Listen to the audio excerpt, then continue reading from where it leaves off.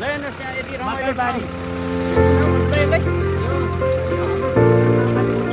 सेरमथली हो सेरमथली हो हजुर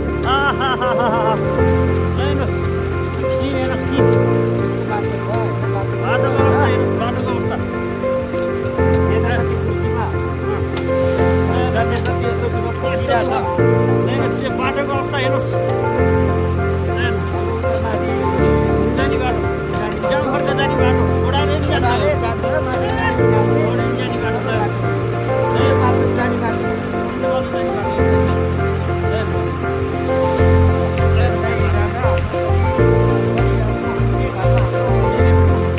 होइन होइन भने महेन्द्र दाजु नमस्ते